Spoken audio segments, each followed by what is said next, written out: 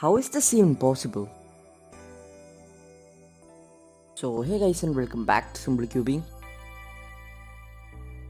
So first I'm going to show you this. This is a normal Rubik's Cube. Now what if I show you guys this cube? Well, most of the people will say that this is a normal Rubik's Cube, but us cubers notice something peculiar. That is the color scheme, but not exactly the color scheme. That is the surface of all of these faces, which is different. So on the left side is the carbon fiber cube, and on the right side is a speed cube. Now if I try to solve both of these cube, which I'm going to do on screen right now, as you can see, it takes me a lot more time to solve the carbon fiber cube than the regular cube. Well, yeah, you can watch the entire solve and figure that out.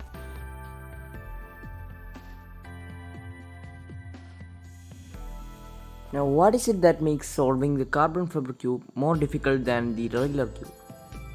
Well, that is because we have to suddenly think about what you are doing.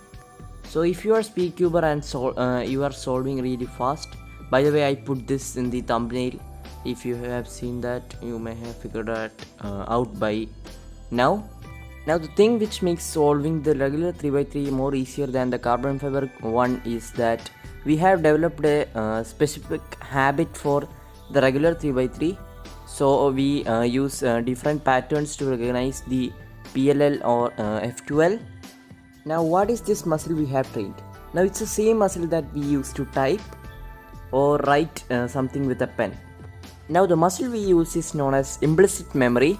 Now an example where we use implicit memory is doing this PLL. So on both of these cube you have the exact same PLL, and on this cube I am going to do the algorithm that I use regularly to solve this. So as you can see, I can do this pretty fastly. Now on the right I am going to do the same PLL with another algorithm. Now do you guys notice any difference apart from the moves that I did?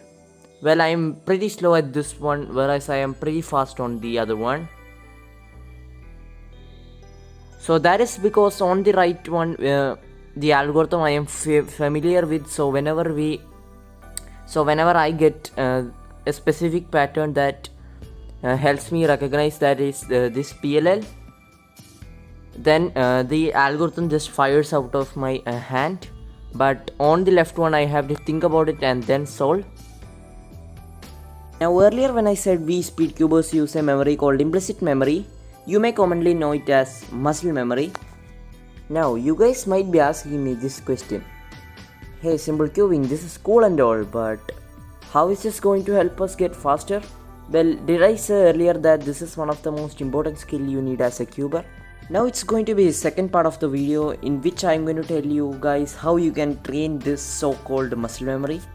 Now to improve this memory, you have to understand the stages we go through while improving this muscle memory. Now we mainly go through 3 stages. So the first stage is known as the cognitive stage, and the second stage is known as the associative stage, and the third stage is known as anonymous stage. Now to put that into perspective, this is a PLL algorithm. Now in the first stage, if you're doing this algorithm, then you may do it like this, and you may not be able to solve this without using a guide or a tutorial.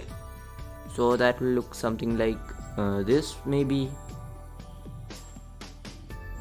like M2 U, then M2 U2, M2 U, and then M2. Now if we do the same algorithm in the second stage, which is the associative stage, we may do it like this, and we may not need a tutorial or guide, so you can do it like this. Now in the third stage, which is known as the autonomous stage, as the name suggests, auto, we just recognize the pattern and the algorithm just fires out of your mouth. Now there are 2 factors which depend on how fast you get through these stages. That is the difficulty level of the algorithm and the time it takes for you to learn the algorithm. So I am going to show you some PLL ranging from the easiest one to the hardest one.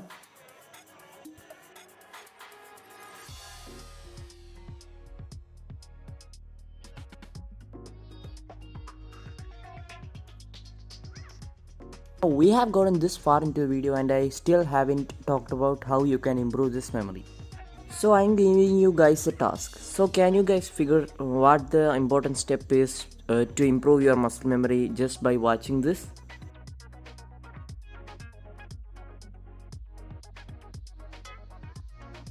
Well, if you haven't figured this out by now, I'm going to say what it is right now.